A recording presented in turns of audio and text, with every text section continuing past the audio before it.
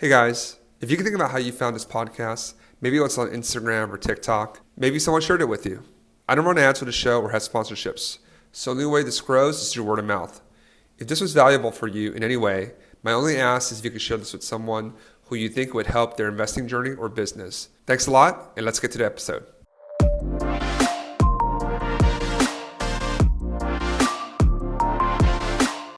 Welcome back to STR Like the Best. I'm your host, Michael Chang. It is my great pleasure to welcome Pikarsky to the show. Ven, thank you for joining us today. How's it going, Michael? Thank you so much for having me. It's a pleasure to be here.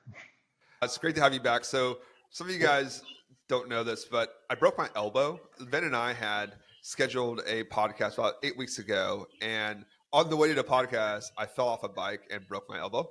And in the middle of it, Ven's, you need to go to the doctor instead of talking to me. So Yes. I went to the doctor, and elbow's okay now. So glad, Ven. Thank you for taking time again to do this again. More than happy, man. uh, so could you start off by just introducing yourself to the audience? Sure. So, as he said, my name is Ven Pikarsky. I am a short-term rental real estate investor and real estate short-term rental coach. I am heavily tattooed. My previous career was in the world of tattooing, and we're here to talk about that transition and what I'm doing and how I'm able to break those barriers with my appearance. So for folks that are on the podcast, they're listening to this, can't see Steven. You could see the video, but Steven has quite a nice collection of tattoos and very memorable. He's showing his hand tattoos, which I actually haven't seen. So Yeah. very cool. But before we start, then I always ask, you're a short-term rental investor and operator. Mhm. We work together. Yep. What is a memorable short-term rental story that comes to mind for you right now? Okay. So I'm going to talk about what everybody dreads, the dreaded party that takes place. It's something that you can't avoid. It happens. And if somebody hasn't had a party, good for you. But I had a party happen at one of my properties. 300 people showed up to a 1,200 square foot house. And this was my first unit, and it was my first within 6 months of operating the unit. So I was really thrown into it and had to figure out rapidly what you do in that kind of situation. It was quite an experience. I learned about it 3 to 4 days after the fact as well. But that was one of those moments where I had to step up to the plate, get involved with insurance, and handle it from start to finish, which is what we all talk about when we operate this kind of business. Long story short, insurance covered everything. It ended up being a positive. We got a brand new deck for free because the party actually took place, and we were able to claim it through insurance. So the landlord was actually very happy that it happened. And I guess how did you? It's great. It sounds like a good outcome that happened Mhm. afterwards. But after it happened, I'm sure the person that owned the property was probably pretty. So was this a property you were Yes. renting, or were you managing it? It was my very first property, and my first one was a rental arbitrage unit. So Okay. I had to call the landlord who owned the property. He lived 4 hours away from where I'm at. And I just had to be honest and say, this is what happened, and this is how we're handling it. And he got on the phone and he understood and he worked with me through it. He didn't get mad because he understood my security measures in place. And Yeah, no, I think that's a great point. Is just being very transparent and yep, upfront when things go wrong with a yep. business partner. Like you don't want to be hiding the ball because people really value transparency, and you build that trust. It's in these hard times actually where you build trust with someone, Yep. and he got a new deck out of it. So Yeah, exactly. That's what was the winning thing. He got two decks, the front one and one on the water. okay, thank you, insurance. Yes. So today I want to talk about your path in short-term rentals, right? Sure. You had a career before. Hmm. As folks, as you mentioned before, you're heavily tattooed, like you have face tattoos, Yep. neck tattoos. And I come from a very button up background in Yep. investment banking in a bank. And just to be honest, like you would never have, it would have been very difficult for you to have gotten a job in a bank because there's this, Oh, 100%. there's a certain kind of There's a standard that they uphold. template. Exactly, Hmm. exactly. There's a template, right? Standards, but there's a standard or template. There's a standard template Shifting up. that they have everyone go through, and that's what they like, and that's what they're comfortable with. And walk us through that journey a little bit. I guess why so many? When was your first tattoo? And how many tattoos do you have? I stopped counting after 83 sessions. I have well over probably 150 at this point. Yeah, Okay. in total. What was your My first tattoo was a kanji symbol on my forearm when I was 18, probably 2 weeks after I turned 18. and I got hooked. Just something about that just flooded as an artist, which is my primary passion, is that and creating things into an artistic way. It just connected to me. I came from a very heavily white collar background society. I don't look it, but my first career was a professional concert pianist, and I did that from the ages of 8 to about 16. You were a concert pianist? Professional classical concert pianist, yes. Yeah, you can Google me, look me up. I'm very, I go stark contrast. I was homeschooled, and so when I started really coming of age in my teenage years, I found myself in a lot of ways, and it wasn't that society. I didn't like how society looked down upon people, and I don't know, something in me took it upon myself to pave that path that you can break these barriers and still be a good person. I can look like this and still succeed at whatever I really want to put my mind to, and you can't judge a book by its cover, and that's where it started. Okay. No, you've taken me aback. Being, for folks that don't know, and not that I'm classically trained or anything, but it's a lot of work to be a classically trained pianist. Like it is not nothing. Like tell us about how. I assume your parents got you into it, and or your caretakers, and then this is something. How did you get on that path? And talk about the process and the dedication, the rigor that takes. Yeah. So my mom made a deal. I have an older brother. When he was 5 years old, my mom made the deal with him that you have to play piano for 1 year, just to try one instrument and just try something. And that was the deal. And me being the younger brother, I want to do what my older brother was doing. So at 4, I begged my mom, teach me too. I want to learn too because he's doing it. It's the cool thing. So I actually learned to read music before English. And as the year went on, we had a natural adaptation to that type of thing. And I think it's just because we're very systematized, organized, mental, repetitive people. We really just jumped into it full swing. I was pulled out of school in second grade to be homeschooled because we were practicing 2, 3 hours a day by the age of 7, 8. When I was 9, 10 years old, it was a consistent 4 to 5 hours of practicing piano 5, 6 days a week, every day.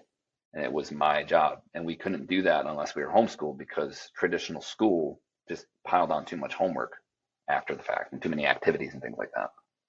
So that was it. And it became the lifestyle and the discipline. And I had a mentor, a very good mentor from the age of 8 on that I would see consistently guide me and help me understand what it is to put hard work into something. Time and consistency delivers results. Yeah, no, I love it. I love it, and we're going to talk about how to displace short-term rentals, but Yes. it's music, sports, something, especially when you're young. And I have a 2-year-old. We have another one coming, and it's very top of mind to me as a father. On not that I want her to be a great golfer, concert pianist, anything like that. I actually don't care.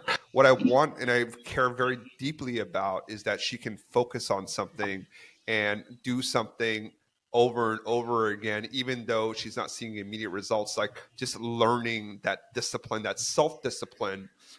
And that's actually something like my wife and I talk about all the time. Mhm. And so, talk about that. Like, how has that process, that the way that you grew up, how has that helped you in your current business today, which we're definitely going to hit on, but how has that helped you in guiding your path to where you are today? It has helped in extreme ways due to the fact that I have been taught from a very early age what delayed gratification is.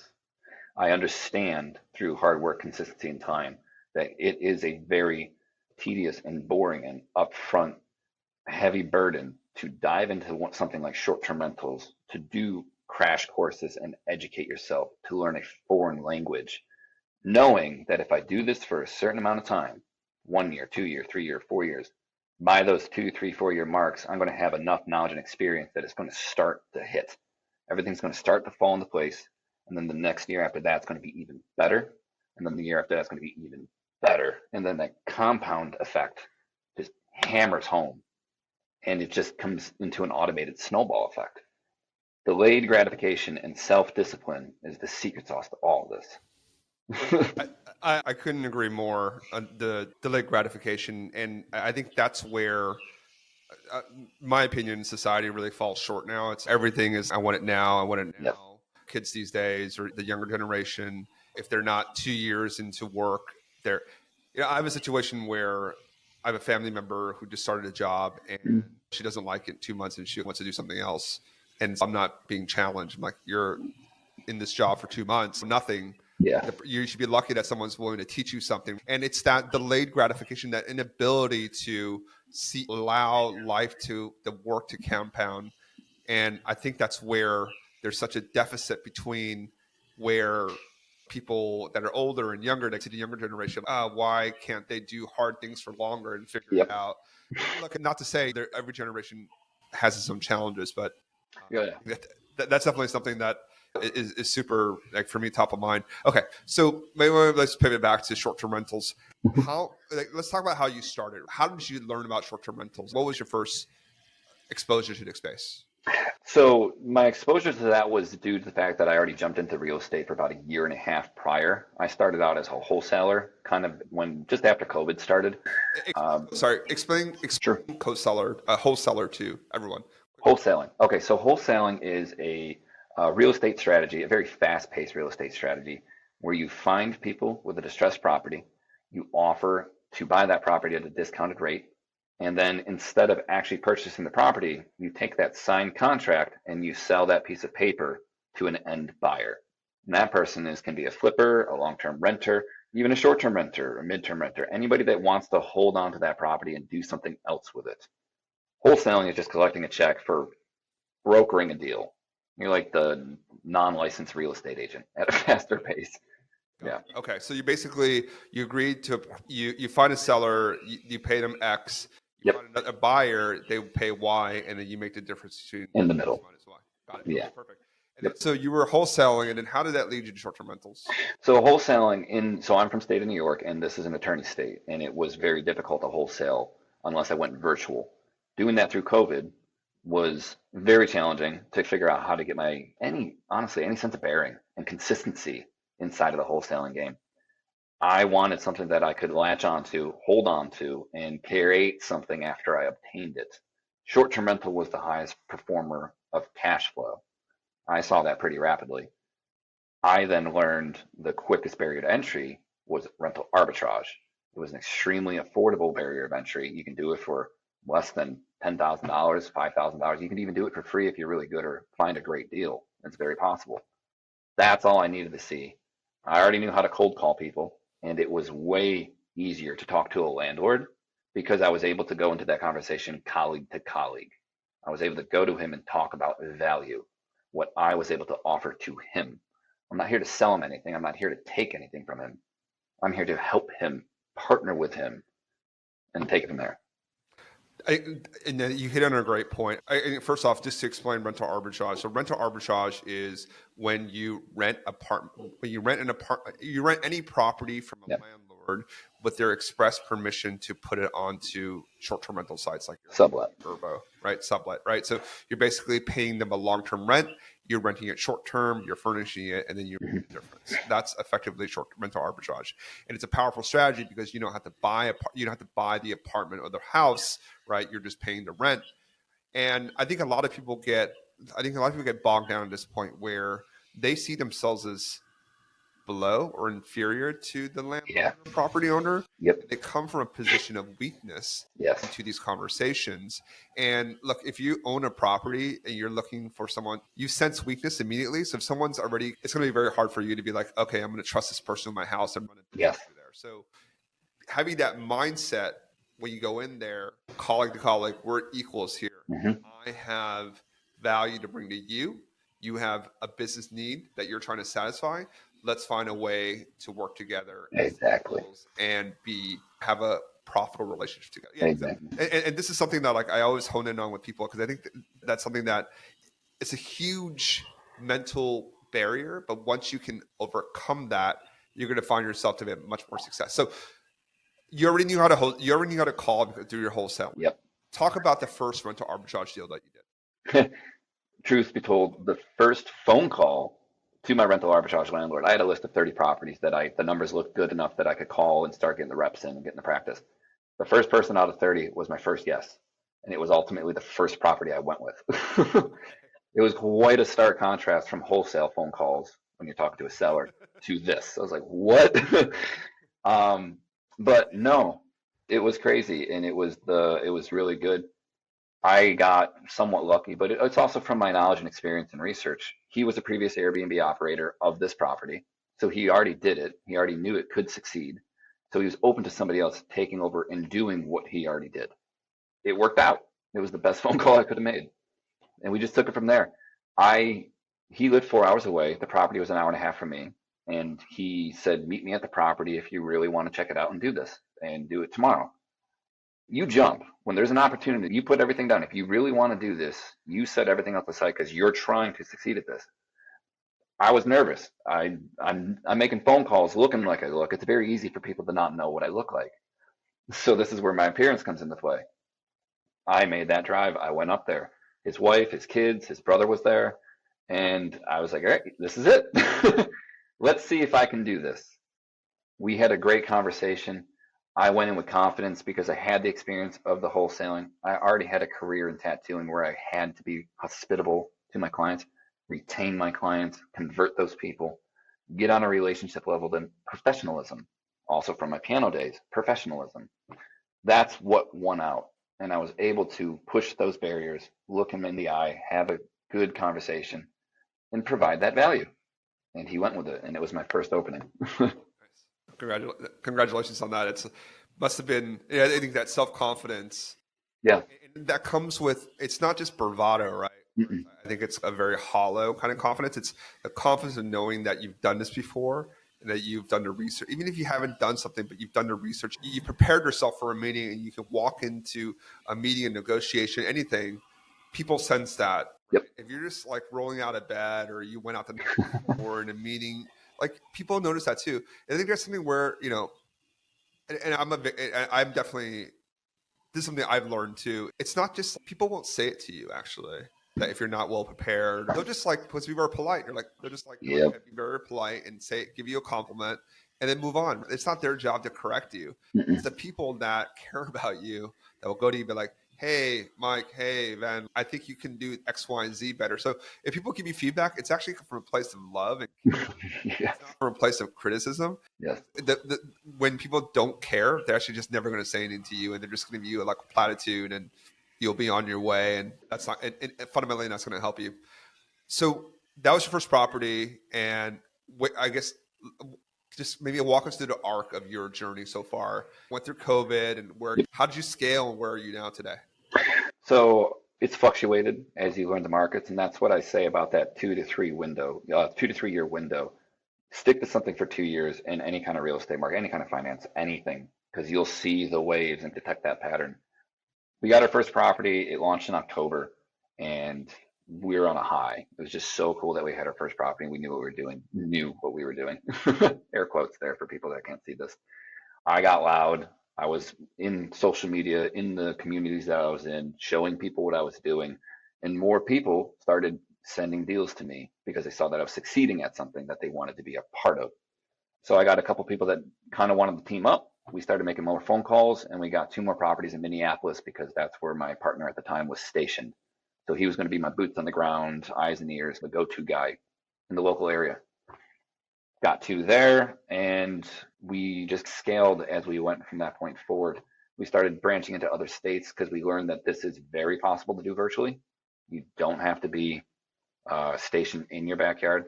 I recommend doing that, but I also recommend you can do anything that you're comfortable with. There are pros and cons to both. Yeah. So short story, we got to about 14 properties. I've cut a couple of them just due to the situation and how they're performing, which is a great thing to know how to do.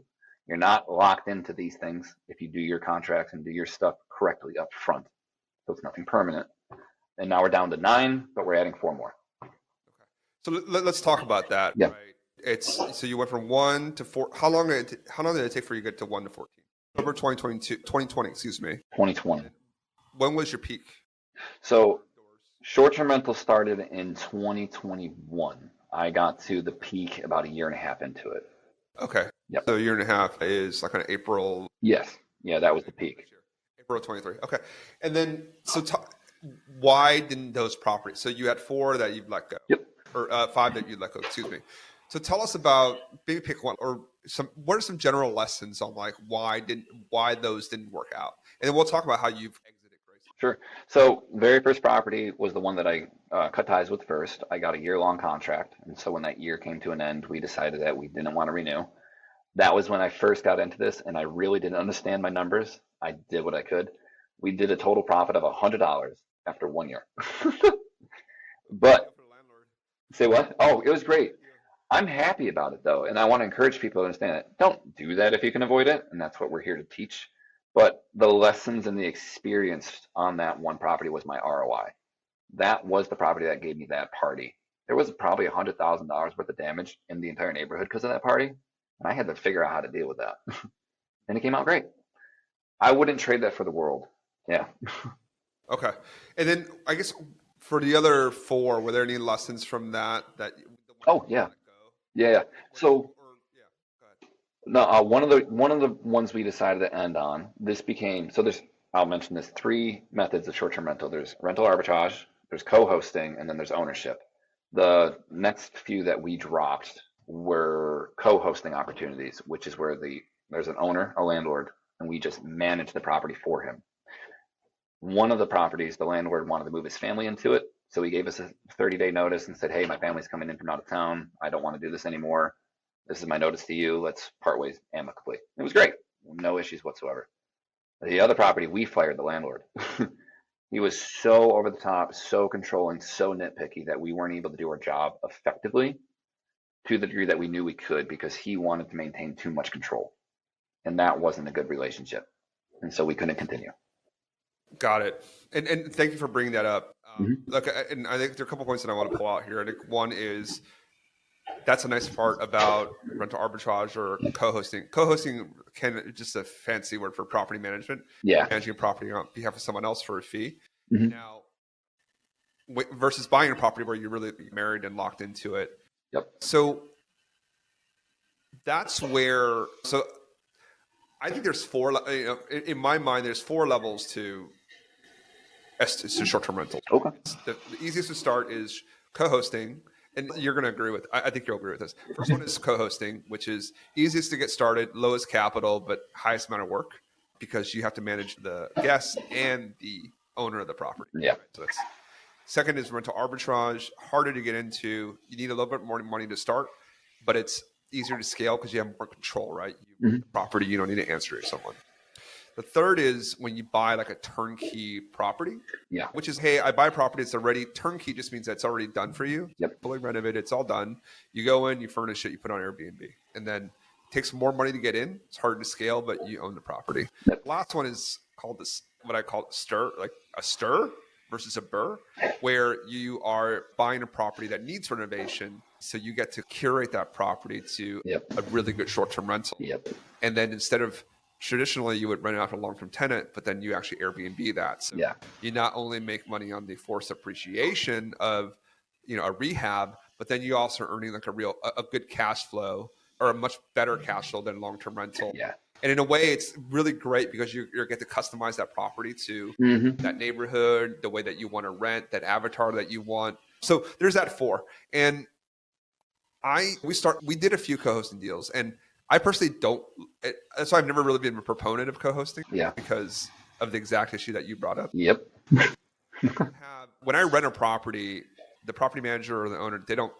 As long as I pay the rent on time, and there's no issue, they don't want to. They don't want to talk to me. No. I don't want to talk to them. They Nope. just send them a check, renewal, you're done. I've heard just so many co-hosting horror stories about owners that will view their listing every single day. And Yeah.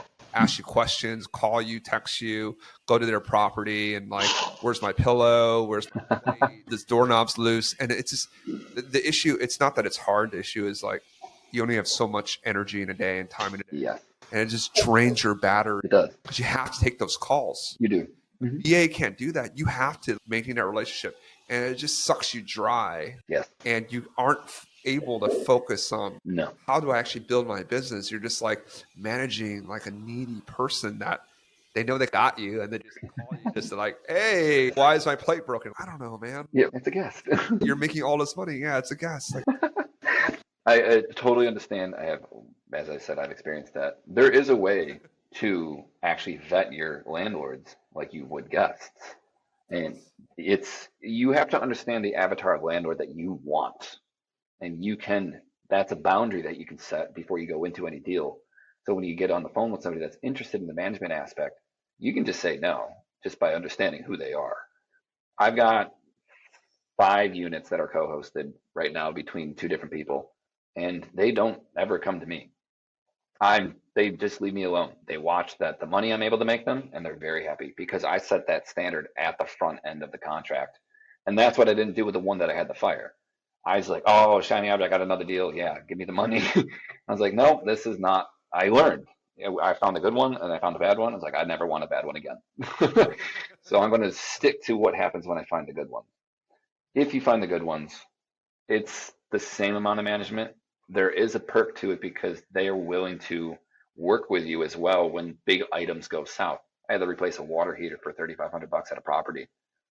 The owner did it. I was like, hey, you want your rates to go up because people are complaining about this and you're getting bad reviews because of this one item. I can't change your listing unless you fix the problem. So I was able to just shove it on them. And it was Not everyone wants to take a cold shower. no. That's a great point. Finding the right, and it's like finding the right landlord, even if you're doing rental arbitrage. Yes.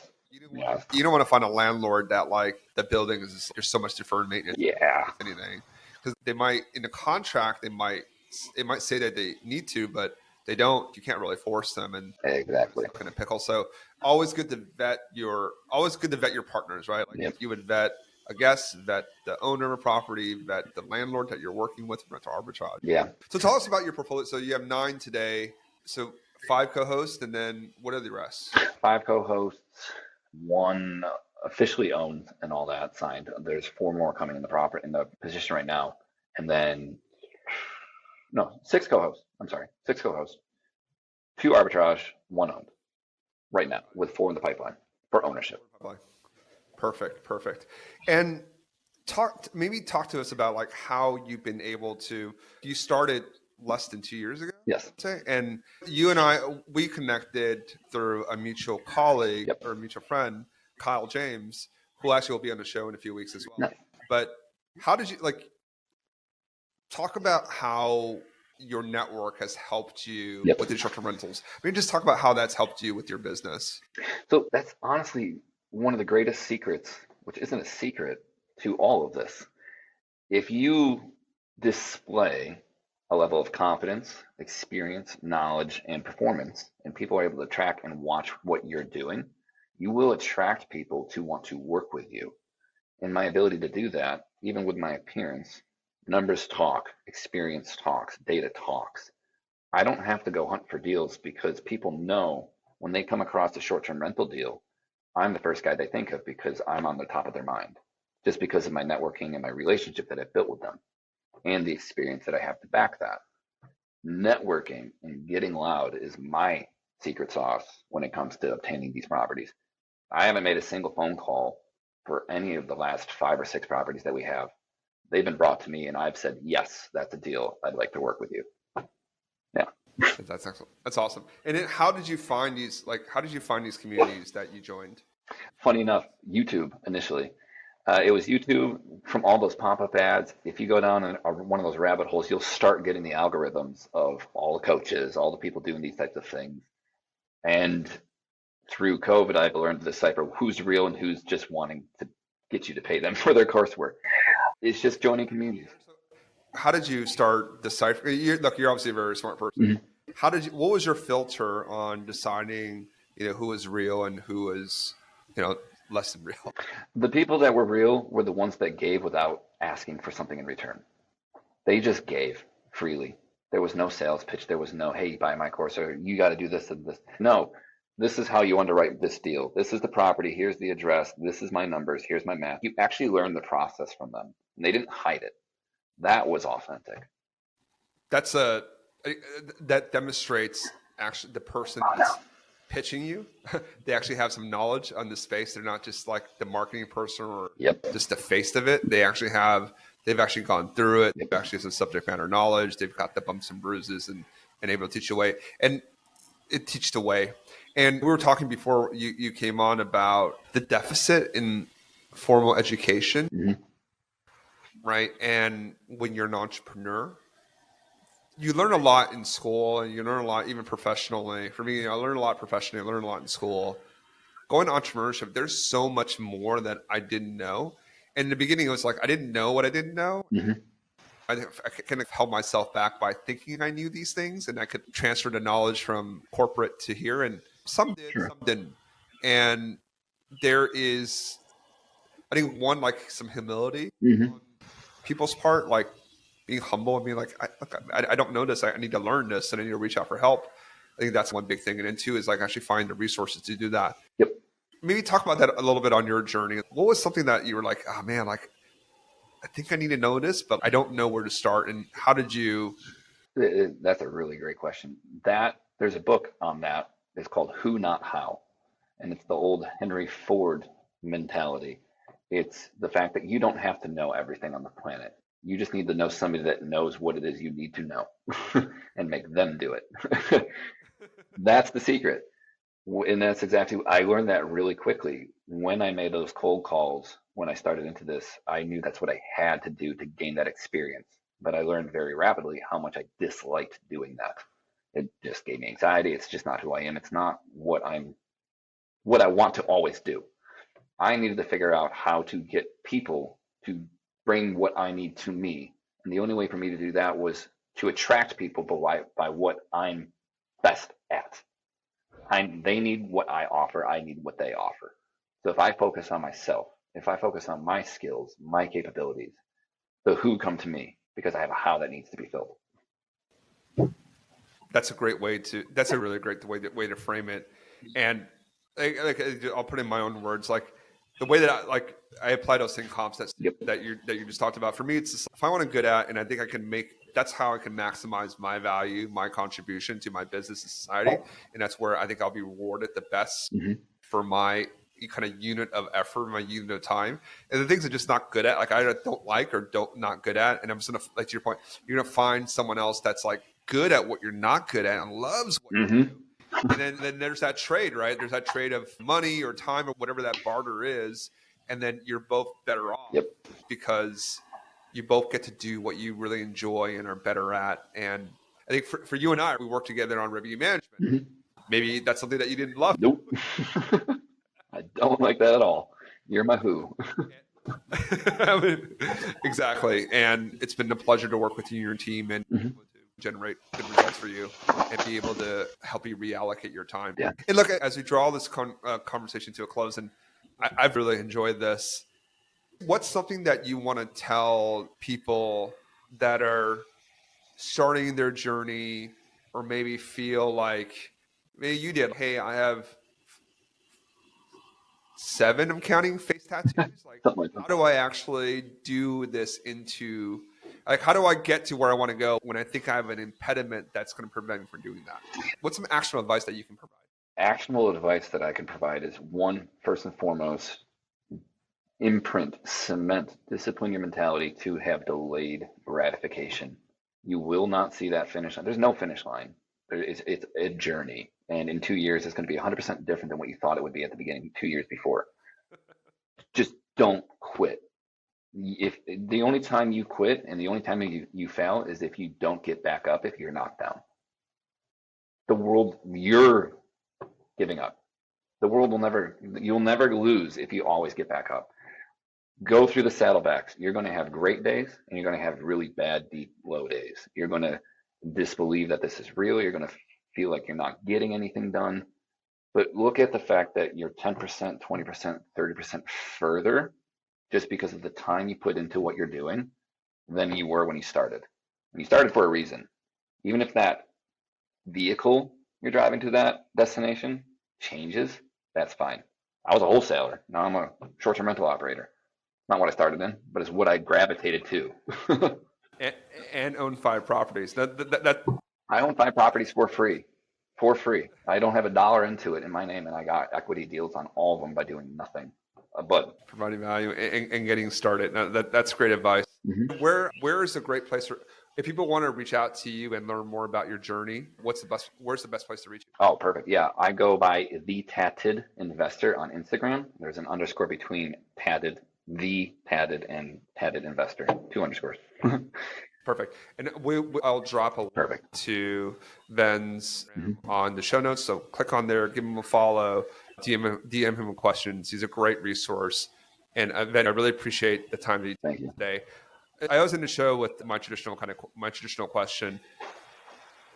Business is a journey, Mhm. team sport. We never get to where we are alone. What's one of the kindest things that someone's done for you along the way? Just always giving me the opportunity. That's the kindest things that everybody always provides for me. They don't look at me. They allow me to authentically present who I am and look past the exterior, which is the point that I'm trying to make. Thank you very much for being who you are and sharing the journey. I think there's a lot of really great lessons in life and short-term rentals for the last 40 minutes. So again, appreciate your time and Thank you. look forward to having you back soon. That would be great. Thank you.